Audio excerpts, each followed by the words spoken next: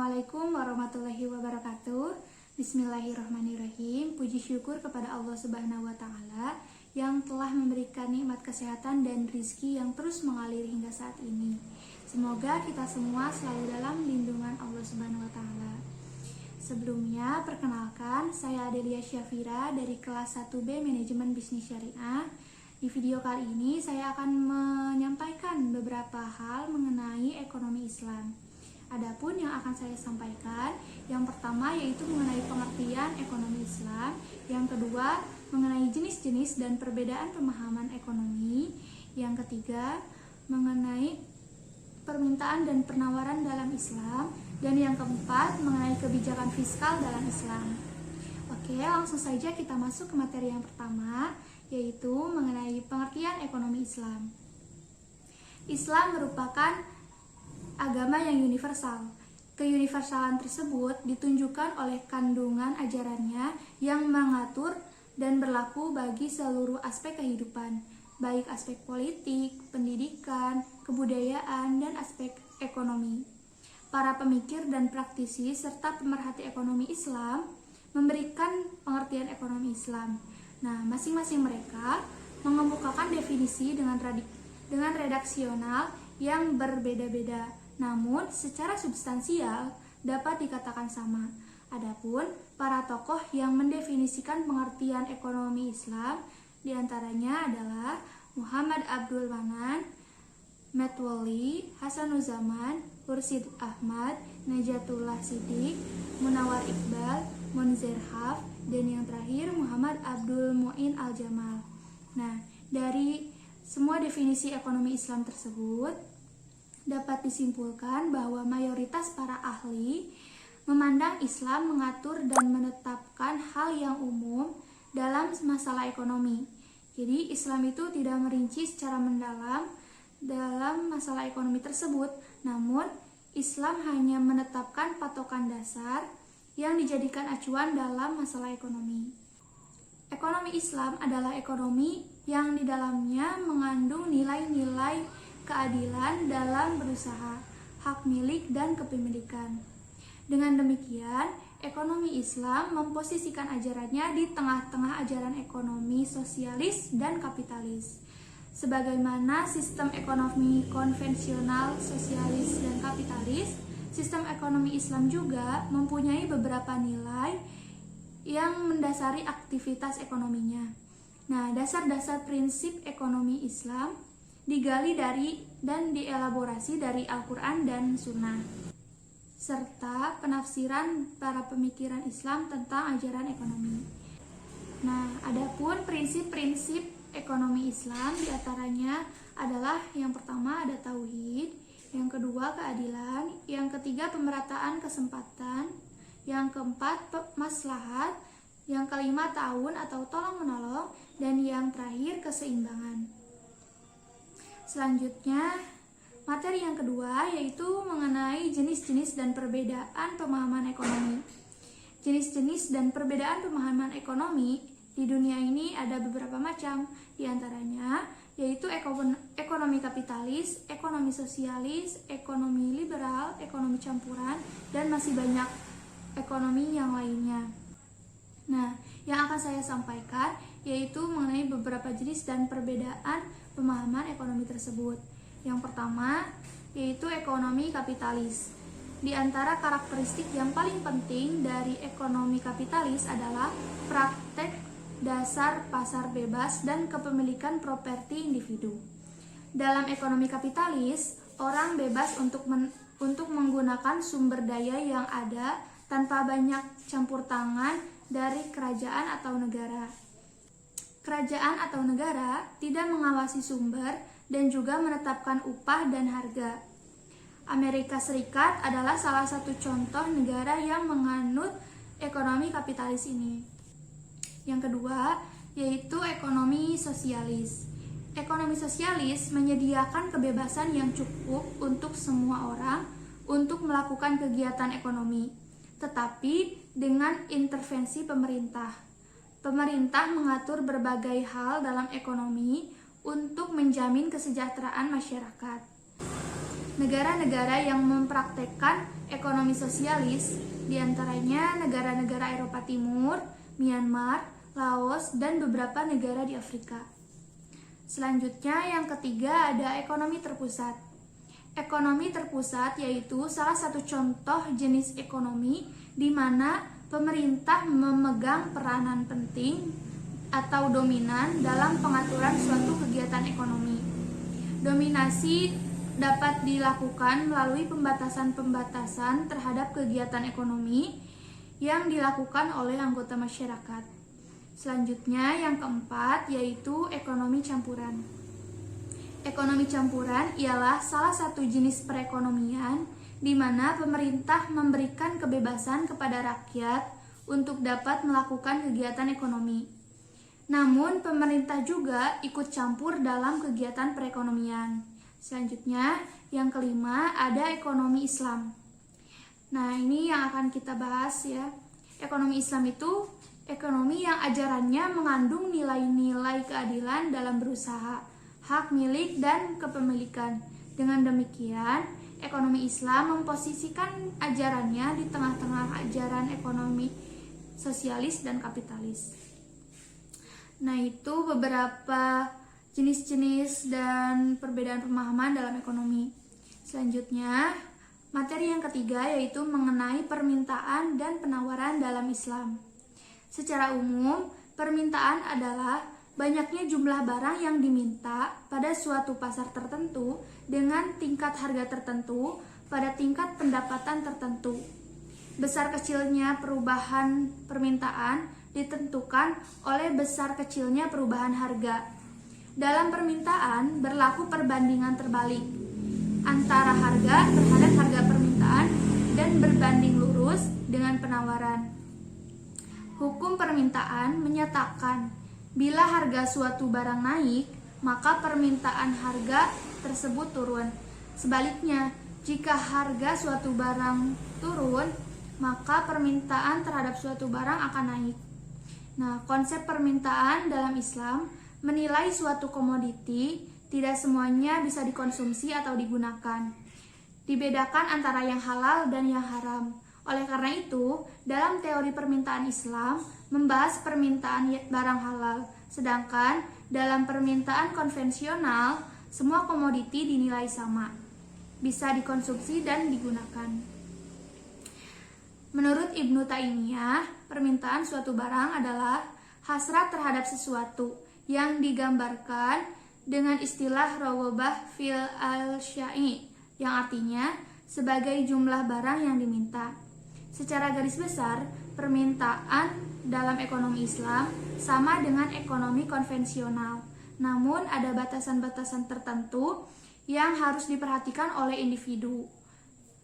Selanjutnya, adapun faktor-faktor yang mempengaruhi permintaan menurut Ibnu Taimiyah dalam kitab Majmu' Fatawa menjelaskan antara lain yang pertama yaitu faktor yang mempengaruhi permintaan adalah keinginan atau selera masyarakat terhadap suatu barang yang berbeda-beda dan selalu berubah-ubah.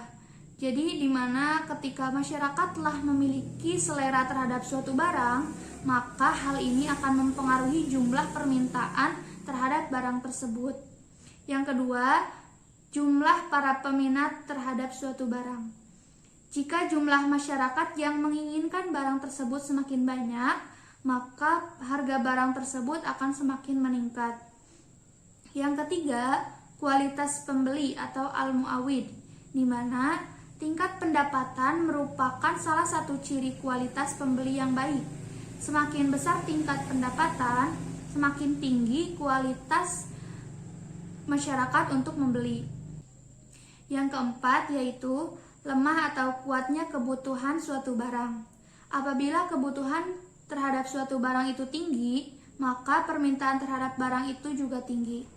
Yang kelima yaitu cara pembayaran. Cara pembayarannya tunai atau angsuran. Jika pembelian barang tersebut dengan transaksi tunai, biasanya permintaan terhadap barang tersebut akan tinggi. Yang keenam, besarnya biaya transaksi. Apabila biaya transaksi dari suatu barang rendah, maka permintaan akan meningkat. Selanjutnya yaitu penawaran atau supply.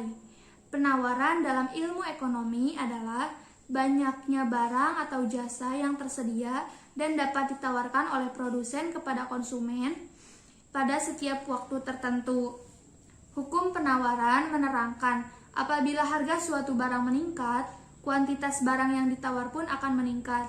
Dan apabila harga suatu barang menurun, maka kuantitas barang yang ditawar pun akan menurun.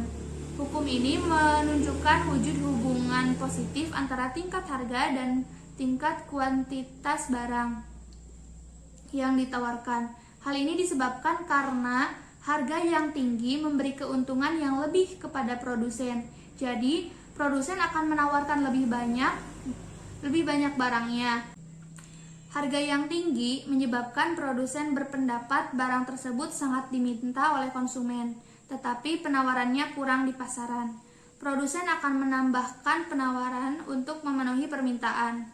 Secara umum, tidak banyak perbedaan antara teori penawaran dalam ekonomi konvensional dan ekonomi Islam. Sejauh hal itu dikaitkan dengan variabel atau faktor yang turut terpengaruh terhadap posisi penawaran. Bahkan, bentuk kurva secara umum pada hakikatnya sama. Satu aspek penting yang memberikan suatu perbedaan dalam perspektif ini kemungkinan besar berasal dari landasan filosofi dan moralitas yang didasarkan pada premis nilai-nilai Islam. Selanjutnya, adapun faktor-faktor yang mempengaruhi penawaran. Menurut Ibnu Khaldun adalah banyaknya permintaan, tingkat keuntungan relatif atau tingkat harga, tingkat usaha manusia atau produktivitas, misalnya besarnya tenaga buruh termasuk ilmu pengetahuan yang dimiliki dan kemampuan yang dimiliki, keamanan dan ketenangan, serta kemampuan teknik dan perkembangan secara keseluruhan. Adapun faktor-faktor yang lain yang mempengaruhi penawaran terhadap suatu barang, yaitu yang pertama biaya dan teknologi. Biaya dan teknologi adalah dua konsep yang sangat erat berkaitan satu sama lain. Yang dimaksud dengan biaya adalah biaya yang dikeluarkan untuk memproduksi suatu barang dan jasa, yang mencakup biaya tenaga kerja, biaya bahan baku, dan lain-lain. Sedangkan yang dimaksud teknologi di sini adalah penemuan dan peningkatan teknologi yang diterapkan untuk menurunkan biaya produksi. Nah, yang kedua yaitu jumlah penjual. Jumlah penjual memiliki dampak langsung terhadap penawaran. Makin banyak jumlah penjual yang mampu menawarkan barang pada tingkat harga tersebut, maka makin tinggi pula penawaran. Yang ketiga, dugaan terhadap masa depan. Aspek dugaan atau ekspektasi terhadap masa depan mencakup dugaan mengenai perubahan harga dari barang tersebut. Misalnya, jika penjual menduga bahwa barang tersebut harganya akan meningkat di masa depan, maka ia akan mengurangi penawaran di masa kini. Akibatnya, penawaran akan berkurang. Hal ini dilarang oleh Nabi karena perilaku ini mengakibatkan harga di pasaran melonjak.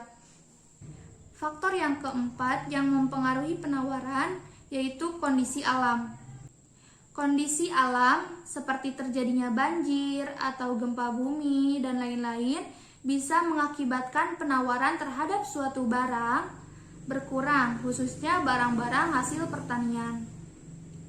Nah, itulah penjelasan mengenai permintaan dan penawaran dalam Islam.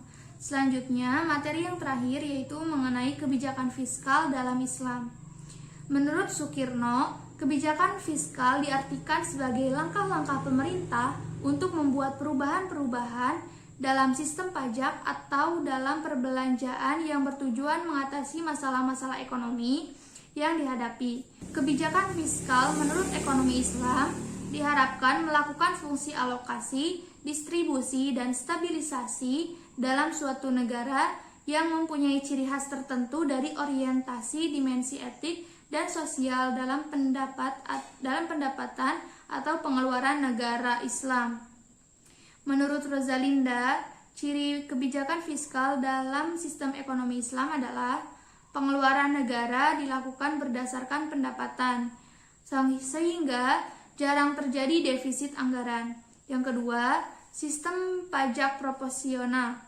Pajak dalam ekonomi Islam dibebankan berdasarkan tingkat produktivitas. Yang ketiga, perhitungan zakat. Jadi, perhitungan zakatnya itu berdasarkan keuntungan, bukan berdasarkan jumlah barang. Kebijakan fiskal sebagai fungsi alokasi, distribusi, dan stabilisasi perekonomian. Kebijakan belanja pemerintah diantaranya harus memenuhi kaidah-kaidah berikut. Yang pertama, pembelanjaan pemerintah harus dalam koridor maslahah. Yang kedua, yaitu menghindari masako atau kesulitan, dan mudorot harus didahulukan ketimbang melakukan pembenahan. Yang ketiga, kaidah al-ghiyum bil al-gumi, yaitu kaidah yang menyatakan bahwa mendapatkan manfaat harus siap menanggung beban, atau yang ingin berhutang harus siap menanggung kerugian. Yang keempat, kaidah malayatim al-wajib ila bihi fahuwa wajib, yaitu kaidah yang menyatakan bahwa sesuatu hal yang wajib ditegakkan dan tanpa ditunjang oleh faktor penunjang. Selanjutnya, kebijakan belanja umum pemerintah dalam sistem ekonomi syariah dapat dibagi menjadi 3 bagian. Yang pertama, belanja kebutuhan operasional pemerintah yang rutin. Yang kedua, belanja umum yang dapat dilakukan pemerintah apabila sumber dana tersedia. Yang ketiga, belanja umum yang berkaitan dengan proyek yang disepakati oleh masyarakat. Adapun kaidah syariah yang berkaitan dengan belanja umum pemerintah mengikuti kaidah-kaidah yang telah disebutkan tadi. Secara rinci, pembelanjaan negara harus didasarkan kepada beberapa prinsip, diantaranya yang pertama prinsip efisiensi. Prinsip efisiensi dalam belanja rutin yaitu mendapatkan sebanyak mungkin manfaat dengan biaya yang semurah-murahnya. Dengan demikian akan jauh dari sifat mubazir dan kikir, di samping alokasinya harus sesuai syariah. Yang kedua, prinsip keadilan. Artinya, tidak hanya berpihak pada orang kaya saja dalam pembelanjaan. Dan yang ketiga, prinsip komitmen pada syariah dengan skala prioritas dari yang wajib, sunnah, mubah, atau daruroh, hajiyah, dan kamaliyah. Nah, itulah beberapa hal mengenai ekonomi Islam. Mulai dari pengertian ekonomi Islam, jenis-jenis dan perbedaan pemahaman ekonomi, permintaan dan penawaran dalam Islam, dan kebijakan fiskal dalam Islam. Mungkin itu saja yang dapat saya sampaikan. Mohon maaf apabila ada kesalahan. Wabillahi taufiq wal hidayah. Wassalamualaikum warahmatullahi wabarakatuh.